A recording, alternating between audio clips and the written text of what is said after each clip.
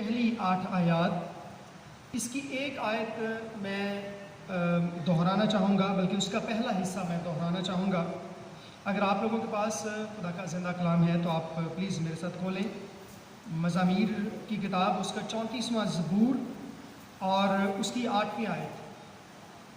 8ویں آیت کا پہلا حصہ ہے، یہاں پر مفہوم ہے کہ آزما کر دیکھو کہ خداوند کیسا مہربان ہے۔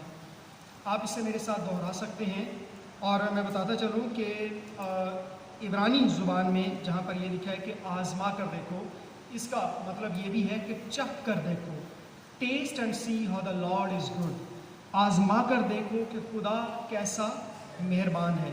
آپ میرے پیچھے دہرائیں اسے، آزما کر دیکھو کہ خدا کیسا مہربان ہے۔ اب اس کو ہم دوسرے ترجمے کے ساتھ دہرائیں گے، چکھ کر دیکھو کہ خداوند کیسا مہربان ہے۔ میں جب سیمنری میں تھا تو اسکاٹ لینڈ سے ہمارے ایک پروفیسر جن کا نام پادری پال برجس تھا، انہوں نے ایک دفعہ یونیورسٹی آف شکاگو جو کہ امریکہ میں ہے، وہاں کا ایک واقعہ ہمارے ساتھ شیئر کیا۔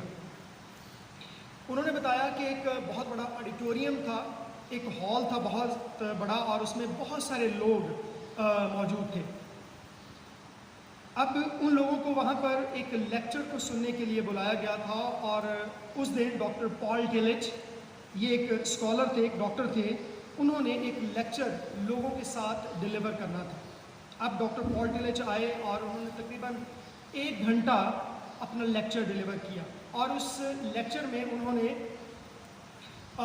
کلام مقدس کے خلاف بہت ساری باتیں کی۔ انہوں نے کلام مقدس کی صداقت اور سند کے بارے میں بہت سارے چیلنجز اٹھائے، سوالات اٹھائے، اور اپنے لیکچر میں انہوں نے اپنی باتوں کو ثابت کرنے کے لیے یونانی، عبرانی اور آرامی زبان کے بہت سارے الفاظ بھی استعمال کیے، اور اپنی باتوں کو ثابت کرنے کے لیے کلام مقدس کی صداقت پر اس کو چیلنج کرنے کے لیے بہت سارے طریقوں سے اس نے بات چیت کی۔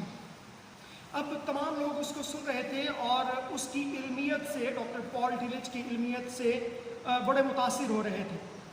ڈاکٹر پال ٹیلچ تقریباً 1 گھنٹہ بولتا رہا، اور جب وہ تقریباً اپنے لیکچر کو ختم کرنے والا تھا تو اس آڈیٹوریم میں، اس ہال میں سب سے پیچھے ایک بوڑھا شخص بیٹھا تھا۔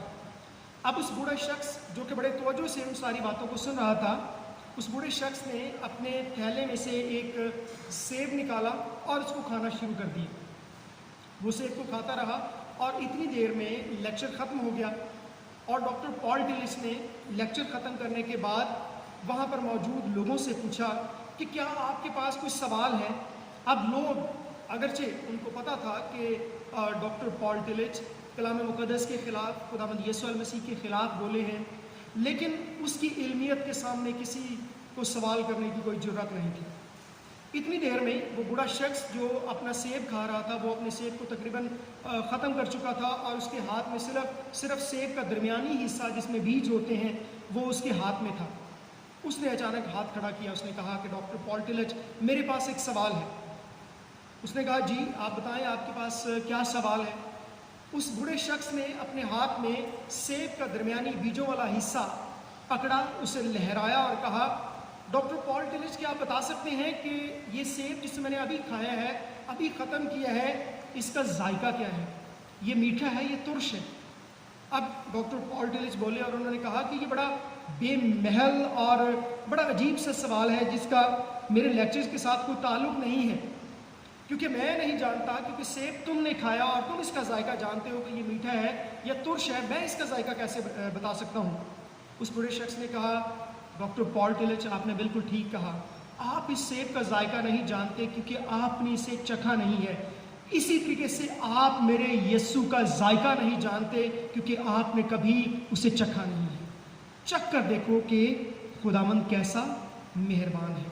میرے عزیزو، وہ لوگ جو خداوند یسوع المسیح کو چکھتے ہیں، جو خداوند یسوع المسیح کو جانتے ہیں، وہ اس کا ذاتی تجربہ رکھتے ہیں، اور وہ لوگ جو خداوند یسوع المسیح کو ہضم نہیں کرتے، اس کو چکھتے نہیں ہیں، اس کو اپنی زندگی میں نہیں رکھتے، ان کو خداوند یسوع المسیح کی شخصیت کا کوئی تجربہ نہیں ہوتا۔ اس بوڑھے شخص کی طرح بہت دفعہ ہم جس معاشرے میں رہتے ہیں اسی طرح کے سوالات ہم سے بھی کیے جاتے ہیں. آپ سے ہو سکتا ہے کسی نے کبھی کہا ہو کہ آپ جس کلام کو اپنے ہاتھوں میں لیے پھرتے ہیں یہ تو تبدیل ہو چکا ہے. آپ جس جگہ پر کام کرتے ہیں ہو سکتا ہے وہاں پر لوگوں نے آپ سے کہا ہو کہ کلام مقدس میں جو لوگوں کے نام ہیں، جو جگہوں کے نام ہیں، جو رسم و رواج ہیں، ان کا تو کوئی عام دنیا میں تعلق نہیں ہے، وہ تو فیک ہیں، وہ تو من گھڑت ہیں. ہو سکتا ہے کسی نے آپ سے یہ کہا ہو کہ تمام جو بائبل کی کہانیاں اور خاص طور پر پرانے عہد نامے کی جو کہانیاں ہیں یہ من گھڑت کہانیاں ہیں. ہو سکتا ہے کہ آپ کو اس طرح کے سوالات کا سامنا کرنا پڑتا ہو کہ سائنس کا اور بائبل مقدس کا بہت بڑا تضاد ہے. ہو سکتا ہے چند سال پہلے آپ ڈیونچی کوڈ سے بھی واقف ہوں. ایک سلسلہ آیا جس میں ڈیونچی کوڈ اور بائبل مقدس کو اس کے ساتھ متصادم کیا گیا. بہت دفعہ ہمیں بدعات کا سامنا کرنا پڑتا ہے، بہت دفعہ ہمیں اور طرح کی عجیب و غریب سوالات کا سامنا کرنا پڑتا ہے، اور بہت دفعہ غیر اقوام ہم سے یہ سوالات کرتے ہیں کہ کلام مقدس تو تبدیل ہو چکا ہے. آج کی صبح میں یہی سوال آپ کے سامنے رکھنا چاہتا ہوں کہ جب اس طرح کے سوالات ہم سے کیے جاتے ہیں کہ کلام مقدس بدل چکا ہے اور کلام مقدس کی کہانیوں کا، ناموں کا، جگہوں کے ناموں کا عام دوسری تاریخ میں، ہم اثر تاریخ میں ذکر نہیں ہے، تو میرے عزیزو میرے اور آپ کے پاس کیا جواب ہوتا ہے؟ کیا ہم اس کے جواب سے واقف ہوتے ہیں؟ یاد رکھیں کہ ایمان کا ہونا بہت ضروری ہے اور ہمارا ایمان کافی ہے، لیکن علمی طور پر پھر بھی میری اور آپ کی وسعت اتنی ہونی چاہیے کہ ہم ان سوالات کا کسی حد تک جواب دے سکیں. اور وہ تمام لوگ جو خداوند یسوع المسیح سے واقفیت رکھتے ہیں، جو اس کا ذائقہ چکھ لیتے ہیں، اس طرح کے سوالات ان کو کبھی بھی شک و شبہات میں مبتلا نہیں کرتے. لیکن وہ تمام لوگ جن کا رشتہ خداوند یسوع المسیح کے ساتھ کمزور ہوتا ہے، جو مکمل طور پر یسوع کے ذائقے کو نہیں جانتے، ان لوگوں کو اس طرح کے سوالات اکثر پریشان بھی کرتے ہیں. اور بہت دفعہ سوشل میڈیا کا یہ دور ہے، سوشل میڈیا پر جب ہم تاکہ اس طرح کے سوالات پہنچتے ہیں کہ کلام مقدس معتبر نہیں ہے، مستند نہیں ہے، تو ہم پریشان ہو جاتے ہیں. اس ساری صورتحال میں ہمیں کیا کرنا ہے، آج کی صبح ہم اس پر بات کریں گے. لیکن اس سے پہلے کہ ہم خداوند یسوع کلام مقدس کی صداقت، اس کے معتبر ہونے پر، اس کے مستند ہونے پر بات کریں، ایک بات میں آپ کو بتا دینا چاہتا ہوں جس کا ہمیں دھیان رکھنا ہے.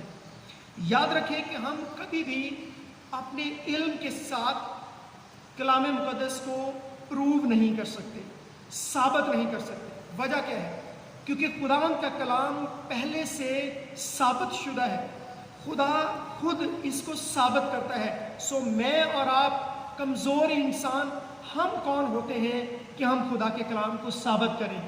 ہاں، بہت ساری ایسی باتیں جو کلام مقدس میں بیان کی گئی ہیں، ہم اس کو چیک کر سکتے ہیں، ہم اس کو کنفرم کر سکتے ہیں، ہم اس کے بارے میں سیکھ سکتے ہیں، ہم جان سکتے ہیں. میں ایک مثال کے ساتھ اس کو آپ کو سمجھانا چاہوں گا.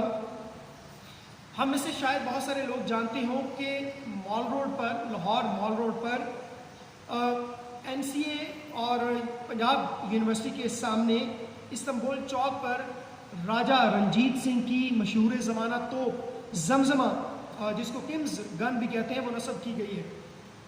ہو سکتا ہے کہ آپ میں سے کسی کو اس کے بارے میں نہ پتہ ہو سکتا ہے کہ آپ میری اس بات پر شک کریں، لیکن توپ کا وہاں پر ہونا اس بات کی صداقت کو کوئی جھٹلا نہیں سکتا. وہ وہاں پر موجود ہے، لیکن ہو سکتا ہے کہ ہمیں اس بات کا علم نہ ہو. بائیں اسی طریقے سے خداوند کے کلام کی صداقت، اس کی سند، اس کا معتبر ہونا، اس کا متدبہ ہونا، اس پہ ہمیں کوئی شک نہیں ہونا چاہیے. وہ اپنی جگہ پر اس کی صداقت قائم ہے. یہ میرا اور آپ کا قصور ہو سکتا ہے، میرا اور آپ کا علم کم ہو سکتا ہے کہ میری اور آپ کی روحانی اور علمی وسعت اتنی نہ ہو کہ ہم اس بات کو شک کی نگاہ سے دیکھیں. لیکن کلام اپنی جگہ پر ثابت شدہ ہے۔ اس بات کو میں اور آپ جب اس متعلق سیکھتے ہیں تو ہم اپنے ذہن میں رکھیں۔ دوسری بات کہ خدا کا کلام ہمیں کبھی بھی اس کو کنفرم کرنے کے لیے، اس کو چیک کرنے کے لیے، اس کی صداقت کو جاننے کے لیے کبھی منع نہیں کرتا۔ بہت دفعہ جو غیر اقوام کے خدا ہیں اور غیر اقوام کی کتابیں ہیں، اگر کبھی ان کو چیک کرنے کی، ان کی صداقت اور ان کی سند کو دیکھنے کی کوشش کی جائے تو وہ خطرے میں پڑ جاتی ہیں اور ہمیں ایسا نہیں کرنے دیا جاتا۔ لیکن میں آپ لوگوں کو آپ کے ایمان کے لیے بتانا چاہوں گا کہ میرا اور آپ کا کلام، میرا اور آپ کا خدا کبھی خطرے میں نہیں پڑتا۔ ہم اسے تجربے کی کسوٹی پر چیک کر سکتے ہیں، کیونکہ خدا کا کلام ہمیں اس بات کی اجازت دیتا ہے۔ خدا کے کلام میں سے جو زبور 34 اس کی 8ویں آیت میں نے پڑھی، وہاں پر کیا ہے کہ چکھ کر دیکھو، آزما کر دیکھو کہ خداوند کیسا مہربان۔ میں اور آپ آزما سکتے ہیں۔ ہمیں خدا کا کلام اجازت دیتا ہے اس بات کی کہ آپ مجھے تجربے کی کسوٹی پر چیک کر کے دیکھیں۔ ایک اور جگہ پر خدا کا کلام بیان کرتا ہے، رومیو کا خط اس کا 12واں باب اور اس کی 2 آیت، خدا کے کلام میں لکھا ہے کہ خدا کی کامل مرضی تجربے سے معلوم کرتے رہو۔ کس سے؟ تجربے سے معلوم کرتے رہو۔ خدا کا کلام ہمیں کہتا ہے کہ مجھے تجربے سے معلوم کرو۔ خدا کا کلام ہمیں اجازت دیتا ہے کہ ہم اس کو چیک کریں۔ حالانکہ خدا کے کلام میں لکھا ہے، عبرانیوں کا خط اس کا 4واں باب اور اس کی 12ویں آیت میں لکھا ہے کہ خدا کا کلام زندہ اور مؤثر ہے۔ وہ کلام جو میرے اور آپ کے ہاتھوں میں ہے، اس کے بارے میں کیا لکھا ہے کہ یہ زندہ اور مؤثر ہے۔ اور پھر پہلا پطرس اس کا 1 باب اور اس کی 19ویں آیت میں لکھا ہے کہ ہمارے پاس نبیوں کا وہ کلام ہے جو زیادہ معتبر ٹھہرا۔ ہمارے پاس خداوند نبیوں کا وہ کلام ہے جو زیادہ معتبر ٹھہرا۔ لیکن پھر بھی میرے عزیزو، خدا کا کلام مجھے اور آپ کو اجازت دیتا ہے کہ ہم اس کو اپنے تجربے سے چیک کریں، اس کو کنفرم کریں، اس کو آزمائیں۔ تجربے کی بنیاد پر ہم اس کے مستند، اس کے معتبر، اس کے لاخطا ہونے کو چیک کریں۔ ہم خداوند کے کلام کی صداقت کو اور اس کی سند کو دیکھیں۔ ہم اس کو 2 طریقوں سے دیکھیں گے۔ آج ہم کچھ اندرونی شہادتوں کے بارے میں دیکھیں گے، انٹرنل ایویڈنسز۔ کچھ ایسی باتیں ہم کریں گے کہ خداوند کا کلام خود گواہی دیتا ہے کہ وہ کس حد تک، کس طریقے سے وہ مستند ہے، وہ معتبر ہے اور لاقطع ہے۔ خداوند کا کلام خود گواہی دیتا ہے۔ ہم آج جو اندرونی شہادتیں، جو اندرونی گواہیاں خداوند کے کلام میں موجود ہیں، آج ہم ان کو دیکھیں گے۔ اور جب کبھی دوبارہ خدا نے موقع دیا تو پھر کچھ تھوڑی سی مشکل چیزوں کو ہم دیکھیں گے۔ ہم ان باتوں کو دیکھیں گے جو کلام مقدس سے باہر ایسی گواہیاں، ایسی شہادتیں موجود ہیں جو خدا کے کلام کی صداقت کو، اس کے معتبر ہونے کو بیان کرتی ہیں۔ آج ہم خاص طور پر 5 ایسی باتوں کو سیکھیں گے کہ خدا کا کلام خود اپنی صداقت کے بارے میں، اپنی سند کے بارے میں گواہی بیان کرتا ہے۔ اور ان میں سے پہلی بات، خدا بذات خود کلام مقدس کی تصدیق کرتا ہے۔ یاد رکھیں اس بات کو کہ خدا خود اپنے کلام میں اس بات، خدا کے کلام کو کی صداقت اور اس کے مستند ہونے کی تصدیق کرتا ہے۔ زبور نواسی اس کی 33ویں آیت میں لکھا ہے، زبور نویس بیان کرتا ہے، زبور نویس کے وسیلے سے خدا بیان کرتا ہے کہ میں اپنی وفاداری کو باطل نہ ہونے دوں گا، میں اپنی وفاداری کو باطل نہ ہونے دوں گا۔ اور خدا کی وفاداری ہمیں کہاں نظر آتی ہے؟ کلام مقدس میں۔ اور اس کا مطلب یہ ہوا کہ خدا کا کلام کبھی باطل نہیں ہو سکتا، خدا کا کلام کبھی جھوٹا نہیں ہو سکتا، اور خدا خود اس بات کی گواہی بیان کرتا ہے۔ میرے عزیزو، خدا جو سچائی کا منبع ہے، جو وفاداری کا منبع ہے، کیسے ممکن ہے کہ وہ اپنے منہ کے الفاظ کو، وہ کلام جس میں اس کی ذات کا نقش ہے، وہ کلام جس میں اس کی شخصیت کا بیان کیا گیا ہے، وہ کلام جس میں اس کی شناخت کے بارے میں لکھا گیا ہے، وہ باطل ہو جائے، وہ جھوٹا ہو جائے؟ خدا کیسے یہ ہونے دے گا؟ سو میرے عزیزو، یہ کہنا کہ خدا کا کلام کمزور ہے، یہ کہنا کہ خدا کا کلام باطل ہے، یہ میرے عزیزو اس کا مطلب یہ ہوا کہ ہم یہ کہنا چاہتے ہیں کہ خدا باطل ہے، خدا کمزور ہے، اور اگر کوئی یہ کہتا ہے کہ خدا کا کلام تبدیل ہو گیا ہے تو اس کا مطلب وہ یہ کہتا ہے کہ خدا تبدیل ہو چکا ہے، جو کہ ممکن نہیں ہے۔ اور میرے عزیزو خداوند کے کلام میں یوحنا کی انجیل اس کا 10واں باب اور اس کی 3 آیت میں مرقوم ہے کہ کلام مقدس کا باطل ہونا ممکن نہیں۔ خدا کا کلام باطل ہو جائے یہ ممکن نہیں، خدا خود اس بارے میں بیان کرتا ہے۔ اور میرے عزیزو خداوند کے کلام میں متی کی انجیل اس کا 5واں باب اور اس کی 18ویں آیت میں خود خداوند یسوع المسیح لکھتے ہیں، کیونکہ میں تم سے سچ کہتا ہوں کہ جب تک آسمان اور زمین ٹل نہ جائے ایک نقطہ یا ایک شوشہ توریت سے ہرگز نہ ٹلے گا جب تک سب کچھ پورا نہ ہو جائے۔ خداوند یسوع المسیح خود اس بات کو بیان کرتے ہیں کہ کلام میں سے، پرانے عہد نامے میں سے بھی کچھ بھی تبدیل نہیں ہو سکتا۔ سو میرے عزیزو یاد رکھیں کہ آج ہم اس پہلی گواہی کے متعلق سیکھتے ہیں جو خدا کا کلام خود بیان کرتا ہے۔ خدا بذات خود یہ بات بیان کرتا ہے کہ خدا کے کلام کا باطل ہونا ناممکن ہے۔ دوسری گواہی روح القدس خداوند کے کلام میں سے بیان کرتا ہے کہ خدا کا کلام جھوٹا نہیں ہو سکتا، خدا کا کلام تبدیل نہیں ہو سکتا۔ میرے عزیزو تثلیث کا تیسرا اکنوم یہ بیان کرتا ہے، روح القدس تثلیث کا تیسرا اکنوم ہے۔ روح القدس کلام مقدس کی صداقت کو، اس کی سند کو ہر لمحہ بیان کرتا ہے۔ روح القدس جو میرے اور آپ کے ہمیشہ ساتھ رہتا ہے۔ اور میرے عزیزو جب خداوند یسوع المسیح جب اپنی زمینی زندگی میں تھے تو انہوں نے میرے اور آپ کے ساتھ وعدہ کیا کہ میں تم کو دوسرا مددگار دوں گا، فارکلیت تمہیں دوں گا، ایک ایسا رہنما تمہیں دوں گا جو ہمیشہ تمہارے ساتھ ہوگا، جو ہمیشہ تمہارے اندر ہوگا۔ بہت دفعہ اس سے ایک غلط فہمی بھی غیر اقوام کے ذہن میں آتی ہے، وہ یہ کہتے ہیں کہ جب خداوند یسوع المسیح نے وعدہ کیا کہ میں تمہیں دوسرا مددگار دوں گا، فارکلیت دوں گا، تو اس سے مراد دوسرا نبی ہے، کوئی اور نبی ہے، کوئی اور شخص ہے جو تمہیں دیا جائے گا، اور مسیح خداوند کے بعد وہ تمہاری رہنمائی کرے گا۔ میں اور آپ مسیحی اس بات کو یاد رکھیں کہ خداوند یسوع المسیح نے کہا تھا کہ وہ انہی باتوں کو بیان کرے گا، وہ انہی باتوں کو تمہارے ساتھ بیان کرے گا جو میں ان کو کہوں گا۔ وہ کوئی نیگیٹو بات تمہیں نہیں بتائے گا، کوئی منفی بات تمہیں نہیں بتائے گا۔ اور پھر خداوند یسوع المسیح نے کہا تھا کہ وہ دوسرا مددگار ہمیشہ تمہارے ساتھ ہوگا، تمہارے اندر ہوگا، جو جہاں پر تم ہوگے وہیں پر وہ موجود ہوگا، اس کی پریزنس وہاں پر ہوگی۔ میرے عزیزو خداوند یسوع المسیح نے کسی ایسی شخصیت، انسانی شخصیت کا وعدہ نہیں کیا، بلکہ روح حق کا، روح القدس کا، سچائی کے روح کا میرے اور آپ کے ساتھ وعدہ کیا، اور وہ روح القدس اپنے کلام کی گواہی بیان کرتا ہے۔ خدا کے کلام میں لکھا ہے متی کی انجیل 10واں باب اور اس کی 20ویں آیت میں، کیونکہ بولنے والے تم نہیں بلکہ تمہارے باپ کا روح ہے جو تم میں بولتا ہے۔ خدا کا کلام میں روح القدس اس بات کی تصدیق کرتا ہے، کلام مقدس کی سند کو بیان کرتا ہے۔ اور پھر میرے عزیزو پہلا کرنتھیوں اس کا 2 باب اور اس کی 12ویں آیت میں لکھا ہے، مگر ہم نے وہ روح پایا جو خدا کی طرف سے ہے، ہم نے وہ روح پایا جو خدا کی طرف سے ہے تاکہ ان باتوں کو جانے جو خدا نے ہمیں عنایت کی ہیں۔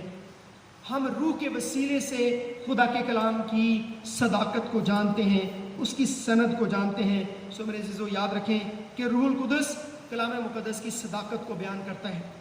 تیسری بات، نبی اور رسول اس بات کی گواہی دیتے ہیں کہ خدا کا کلام معتبر ہے، خدا کا کلام مستند ہے۔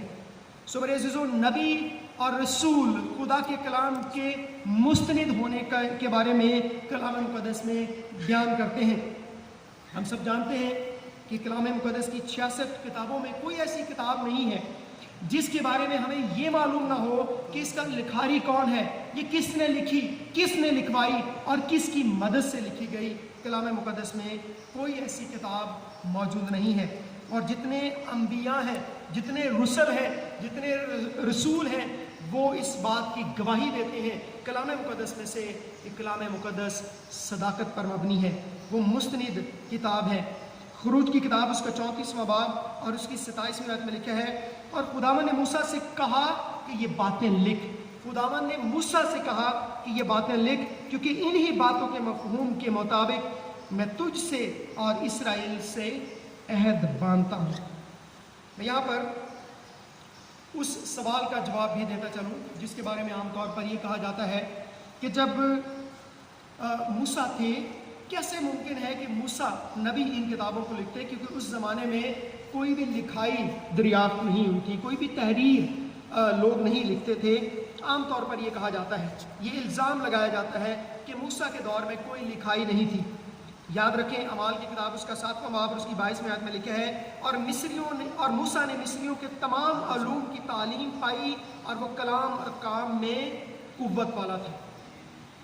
میرے عزیزو، یاد رکھیں کہ موسیٰ ایک پڑھا لکھا شخص تھا، اور عالم یہ بیان کرتے ہیں اور خدا کا کلام یہ بیان کرتا ہے کہ موسیٰ نبی نے مصریوں کے تمام علوم کو پایا تھا.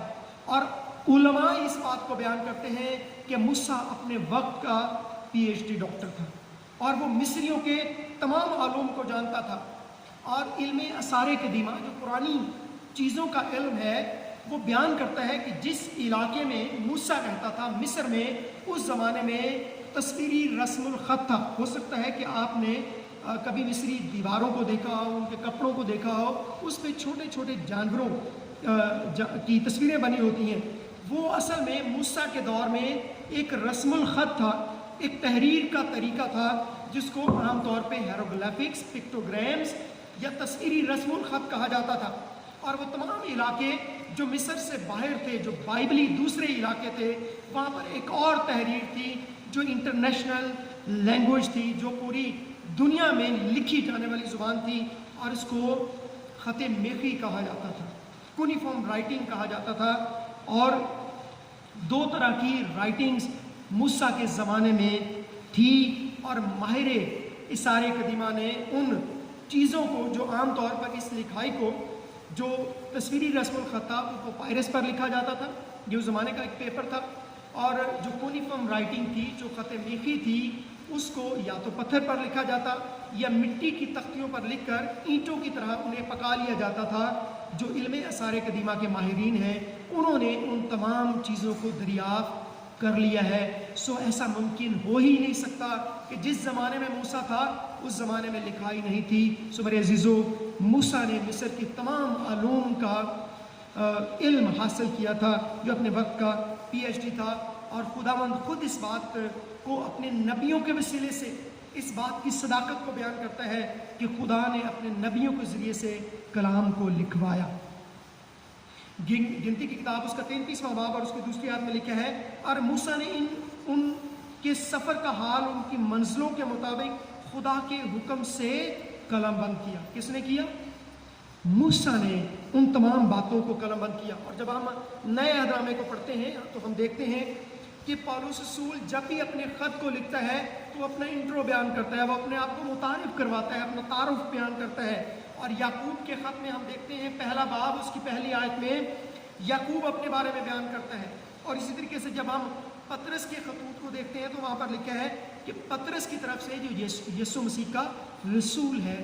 سو میرے عزیزو، کلام مقدس کے تمام لکھاری اپنا انٹروڈکشن دیتے ہیں، اپنے آپ کو متعارف کرواتے ہیں.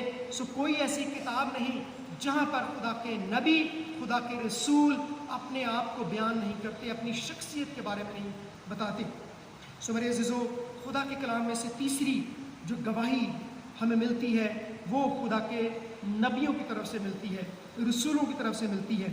اور چوتھی گواہی، ایک اور بہت اہم گواہی خدا کے کلام کے سچے صداقت پر مبنی ہونے کے بارے میں، وہ نبوتیں ہیں جن کی تکمیل ہو چکی ہے، اور کچھ ایسی نبوتیں ہیں جن کی تکمیل ہونا باقی ہے. ہم سب جانتے ہیں کہ خدا کے کلام میں پرانے عہد نامے میں بہت ساری نبوتیں کی گئیں، سلطنتوں کے بارے میں، شہروں کے بارے میں، قوموں کے بارے میں، ان کی تباہی کے بارے میں، اور وہ نبوتیں پوری ہو چکی ہیں. اور سب سے بڑی پرانے عہد نامے کی نبوت خداوند یسوع المسیح کے بارے میں تھی، مسیح کے بارے میں، ممسو کے بارے میں.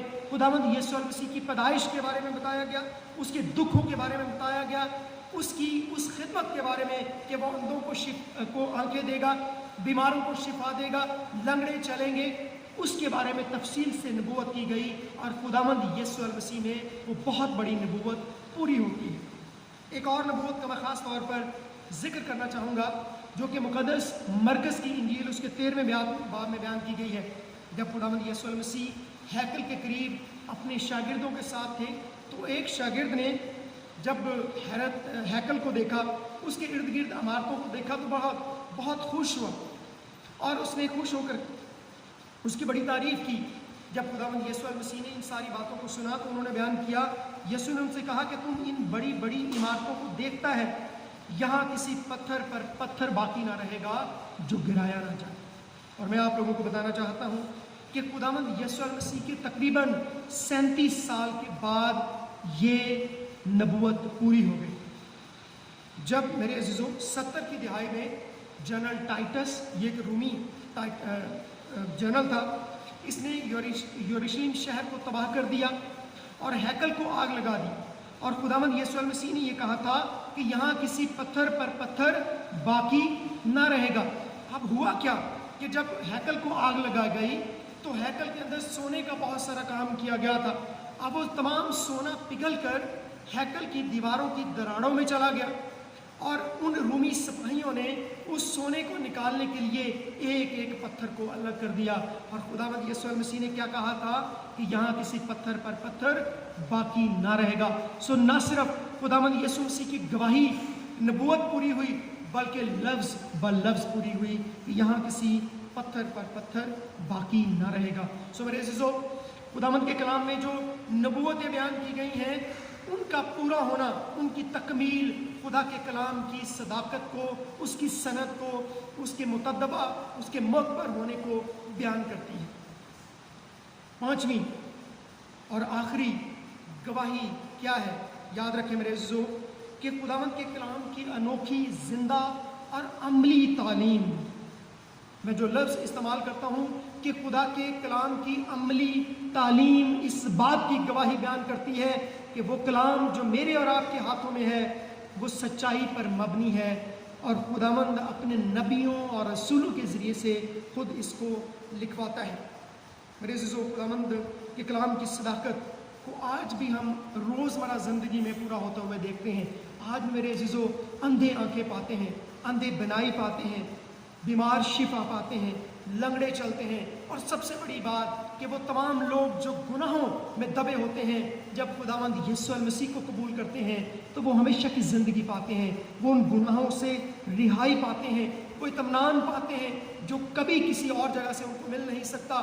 وہ گواہی بیان کرتے ہیں، وہ یہ کہتے ہیں کہ ہاں، آج ہم بدل چکے ہیں، آج ہماری وہ زندگی نہیں رہی جب ہم خداوند یسوع المسیح میں آ چکے ہیں۔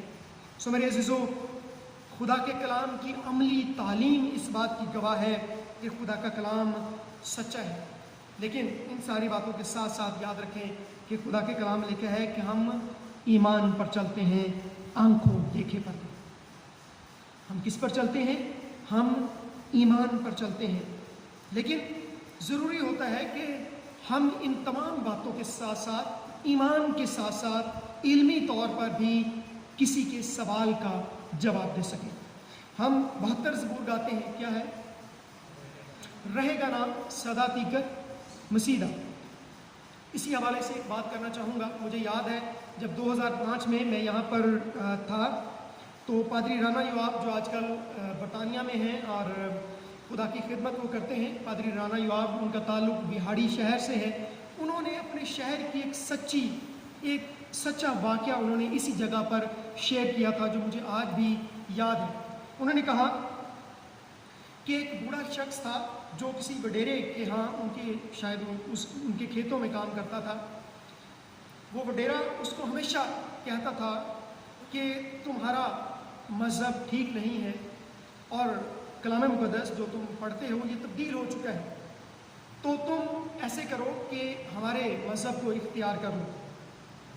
وہ بوڑھا شخص جو بہت مضبوط ایمان کا مالک تھا، جو مضبوط مسیحی تھا، ایمان کا مسیحی تھا، وہ ہمیشہ اس وڈیرے کی باتوں کو سنتا اور اس کو نظر انداز کر دیتا۔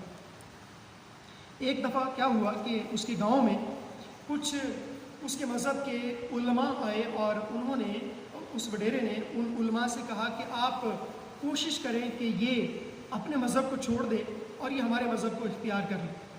अब वो उलमा उसके पास बैठे, उन्होंने उससे बहुत सारे सवाल किए और इस बुज़ुर्ग शख्स से कहा कि तुम्हें पता है कि जिस किताब पर तुम यकीन करते हो वो तो तब्दील हो चुकी है और खुदावंद यीशु मसीह की शख्सियत हमारे मुताबिक फ़र्क है और वहाँ पर फ़र्क अंदाज में लिखी गई है।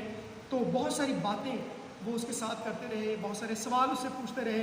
वो बूढ़ा शख्स जो ज़्यादा बातों को नहीं जानता था, उन सवालात का जवाब नहीं दे सका। वो बड़ी खामोशी से उन सारी बातों को सुनता रहा। अब जब उन उलमा ने अपनी तमाम बातों को ख़त्म कर लिया और इस बात का यकीन कर लिया कि अब ये मसीहत को छोड़ देगा, तो उस बूढ़े शख्स ने उन तमाम बातों के बाद उनसे कहा, जब उन्होंने अपनी बात को ख़त्म कर लिया तो उसने कहा कि क्या अब मैं कुछ आपसे कह सकता हूँ?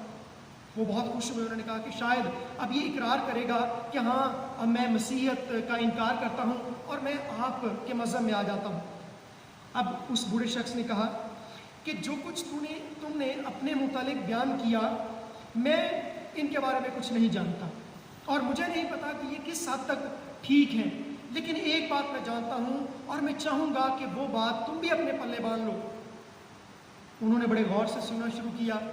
उन्होंने कहा कि जी आप बताएं वो ख़ास बात क्या है? उसने कहा वो ख़ास बात ये है कि रहेगा ना सादाती कर मसीहा।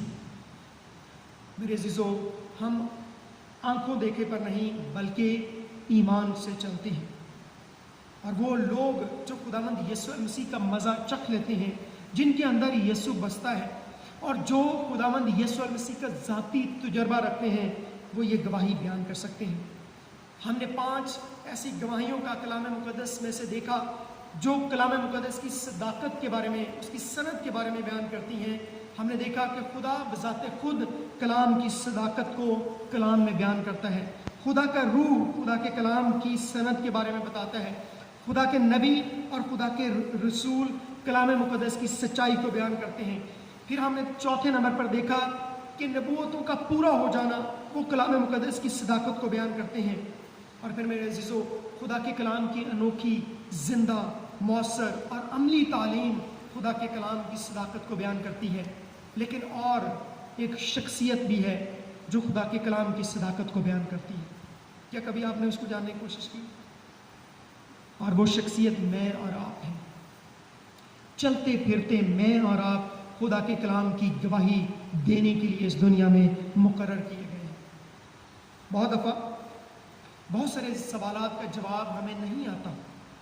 इस बात से कभी फिक्रमंद ना हुआ करें, लेकिन उन सवालात को सुनकर शक में मुब्तला होना, ये इस बात को शक में डालता है कि हमारा इल्म और हमारी रूहानियत खुदावंद यीशु मसीह में कमज़ोर है।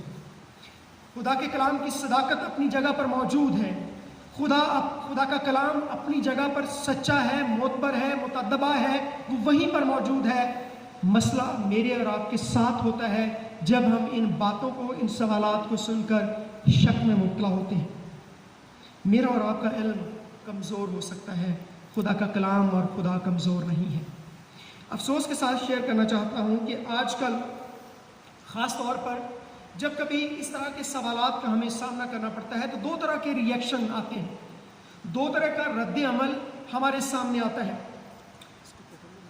या तो हम अपनी इल्मी वुसअत ना होने की वजह से, या आप रूहानी तौर पर खुदा के कलाम में मजबूत ना होने की वजह से हम शक व शुबहात में मुब्तला हो जाते हैं, या फिर बड़ा नेगेटिव हमारा रिएक्शन भी होता है। बाज़ औक़ात लोग हाइपर हो जाते हैं, वो सख्ती से बात करते हैं और वो इस फिक्र में पड़ जाते हैं कि वो खुदा के कलाम के, यूँ लगता है कि वो बहुत बड़े ठेकेदार हैं। मेरे अज़ीज़ों, हम बाज़ औक़ात डिसरिस्पेक्टफुल हो जाते हैं जब हम इन बातों को सुनते हैं, जो कि मुनासिब नहीं है। चंद दिन पहले पाकिस्तान बाइबल सोसाइटी की शाया करदा 3 किताबों के बारे में एक वीडियो वायरल की गई और ख़ास तौर पर एक किताब जिसका नाम मुतद्दबा कलाम मुक़द्दस है, इसके बारे में बहुत सारे सवालात उठाए गए और उसमें से बहुत सारी चीज़ों के बारे में कहा गया कि ये ठीक नहीं है। मैं सिर्फ इतना कहना चाहूँगा کہ آپ میں سے بہت سارے لوگوں نے اس ویڈیو کو دیکھا اور اس کے بعد الزامات کا ایک سلسلہ شروع ہوا اور بھی بہت ساری ویڈیوز آئیں جس میں الزامات لگائے گئے. میں اس کو یوں دیکھتا ہوں اور بہت سارے لوگوں نے میرے ساتھ اس بارے میں سوالات بھی کیے کہ یہ کیا ہے اور یہ کیوں ہے. یاد رکھیں کہ اس طرح کی ویڈیوز جب آپ دیکھتے ہیں یا وہ لوگ جو ان کو وائرل کرتے ہیں، شاید اس کا نقصان اتنا بائبل سوسائٹی کو نہیں ہے، شاید اس کا نقصان اتنا زیادہ ان لوگوں کو نہیں ہے جو ان ویڈیوز کو وائرل کرتے ہیں. اس کا نقصان ان کمزور، زیادہ نہ پڑھے لکھے جو لوگ ہیں ان کے ایمان کو بہت زیادہ ہوا. نقصان جو بہت بڑا ہوا وہ ان لوگوں کا ہوا جن کے ایمان شک و شبہات میں مبتلا ہوئے. سو میرے عزیزو، مسیحی ہونے کے ناطے ان تمام حالات میں میری اور آپ کا ریئیکشن کیا ہونا چاہیے؟ اور میرے اور آپ کے سامنے چیلنج کیا ہے؟ چیلنج یہ ہے کہ ہم اپنے آپ میں جھانک کر دیکھیں کہ آج کبھی اس طرح کے سوالات تو ہمیں سننا پڑتا ہے، اس طرح کی سوشل میڈیا پہ اس طرح کی ویڈیوز جب ہمارے سامنے آتی ہیں اور ہم شک میں مبتلا ہو جاتے ہیں. یاد رکھیں، خدا کے کلام کی صداقت اپنی جگہ پر قائم دائم ہے. خدا کے کلام کا معتبر ہونا، اس کا مستند ہونا وہیں پر موجود ہے، لیکن کمزوری میرے اور آپ کے ایمان کی ہوتی ہے. مسئلہ ہمارے ساتھ ہوتا ہے. سو میرے عزیزو، ہم خدا کے کلام میں آگے بڑھتے چلے جائیں، اور خدا کے کلام کی صداقت اگرچہ اپنی جگہ پر قائم ہے، لیکن ہم اپنے ایمان کو خداوند کے کلام میں خدا میں مضبوط کریں. اور یہ کیسے ہوگا؟ جب میں اور آپ خداوند یسوع المسیح کا ذاتی تجربہ رکھیں گے، جب ہم خداوند یسوع مسیح کو چکھ کر دیکھیں گے. پھر ہم اس بوڑھے شخص کی طرح جس کی میں نے شروع میں مثال دی، جس نے یہ کہا کہ اس شخص کو یہ کہا کہ تم یسوع کا ذائقہ نہیں جانتے کیونکہ تم نے کبھی اسے چکھا نہیں ہے. جب ہمارے اندر خداوند یسوع مسیح کا کلام زندہ ہوگا، جب ہم پورے طور پر یسوع کو جانتے ہوں گے، تو اس طرح کی باتوں کو جب ہم بھی سنیں گے، اس طرح کے سوالات کو جب ہم بھی سنیں گے، تو ہم بھی اس شخص کو یہی کہہ سکیں گے کہ تم یسوع کا ذائقہ نہیں جانتے کیونکہ تم نے کبھی اسے چکھا نہیں ہے. سو خداوند یسوع المسیح کا ذاتی تجربہ ہونا یہ بہت ضروری ہے. سو آئیں ہم اپنی آنکھوں کو خداوند کی حضوری میں جھکائیں، اپنے سروں کو خداوند کے سامنے جھکائیں اور اپنی آنکھوں کو بند کریں. تھوڑے وقت کے لیے ہم اپنی زندگیوں پر غور کریں. جب ہم خدا کے کلام کے بارے میں بہت سارے سوالات کو سنتے ہیں، تو آج کی صبح ہم اپنے زندگی پر غور کریں کہ ہمارا ریئیکشن کیا ہوتا ہے. کہیں ایسا تو نہیں کہ ہم شک و شبہات میں مبتلا ہو جاتے ہیں، کہیں ایسا تو نہیں کہ ہم فکر مندی میں پڑ جاتے ہیں کہ شاید خدا کا کلام واقعی تبدیل ہو گیا ہے. یہاں ان لوگوں کے ساتھ جو یہ سوالات کرتے ہیں ہم سختی سے پیش آتے ہیں. اگر میرا